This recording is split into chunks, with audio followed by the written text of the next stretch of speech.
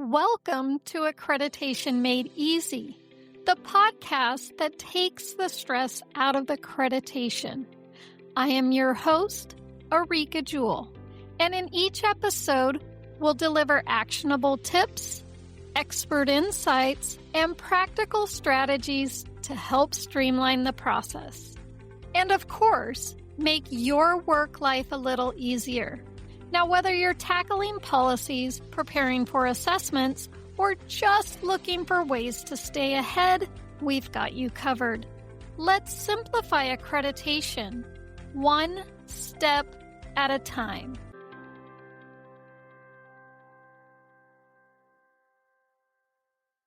Hey friends, welcome back to another episode of Accreditation Made Easy.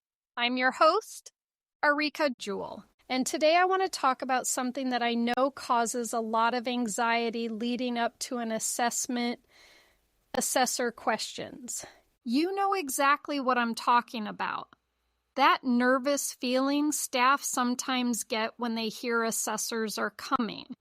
And honestly, I think most employees aren't nervous because they don't know how to do their jobs. I think they're nervous because they're afraid of getting something wrong, or worse, somehow making their agency fail accreditation. And I really want to address that mindset today because I think it creates unnecessary fear around the assessment process. Okay, here's my opinion.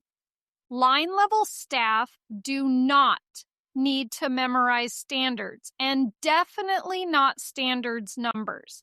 In fact, I don't think staff should be worried about standards at all.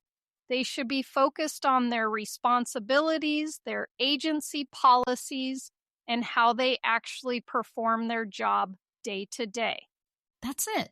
If your agency is accredited, your policies should already align with the standards. It's the accreditation manager's job to connect policy and practice to those standards, not the patrol officers, not the dispatchers, and not the records clerks. And honestly, when assessors interview staff, I personally believe the questions should stay operational and conversational, not tell me about standard 22.1.3. Absolutely not. Instead, assessors should be asking things like, how would you handle this situation? What happens if this occurs? What's your process for doing this? These types of questions allow employees to answer naturally from their own knowledge and experience and in their own words.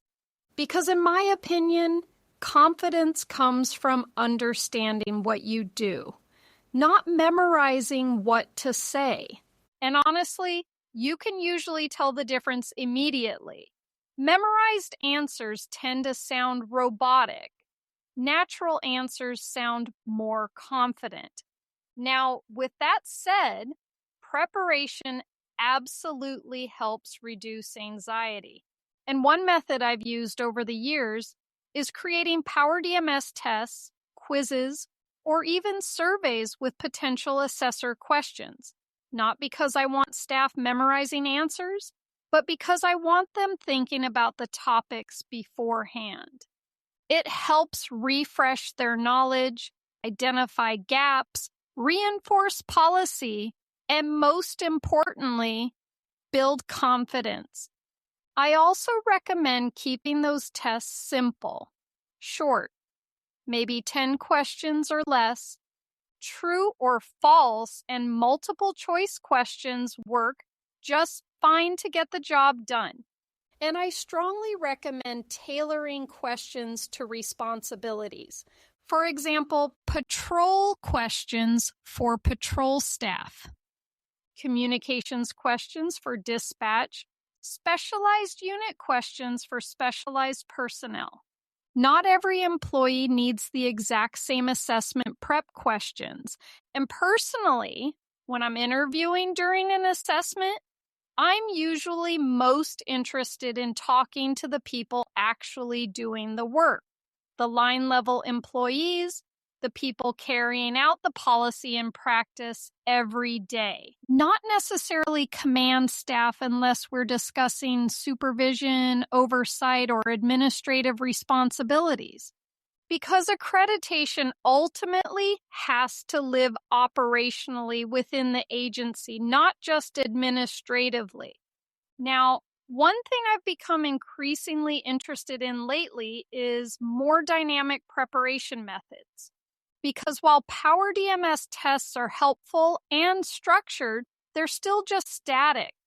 And real assessor conversations usually are not. That's actually why I created the Accreditation Readiness Coach, which is a custom GPT. It gives staff the ability to practice conversational assessor-style interviews in a much more realistic way. It asks questions, responds dynamically, and provides feedback based on the answers given. And honestly, I think that conversational format does way better at preparing staff for the real thing because it feels natural and fluid instead of scripted. So whether you use PowerDMS tests, surveys, emails, mock interviews, or some combination of all them, great. The goal should not be memorization. The goal is confidence, helping employees feel comfortable talking about what they already do every day. Because if staff understand their responsibilities, follow agency policy, and answer naturally, they're probably going to do just fine. So to recap today's episode, PowerDMS tests are a very useful, streamlined way to prepare staff for an upcoming assessment. And as always, I'll include a link in today's show notes to the companion document, and it will include the steps to set up and deploy these tests we talked about today.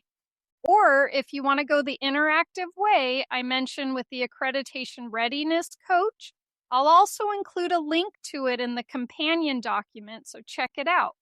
Or if you're interested in surveys, I also have a helpful tip for those too. If you found this episode helpful, please consider sharing it with another accreditation manager or someone who could benefit from it too. And if you're not already signed up for my free helpful tips and resources, head over to www.accreditationacademy.net/sign up to get started. It is absolutely free to do so. All right, friends, that's it for today. And until next time, let's keep making accreditation easy, one step at a time.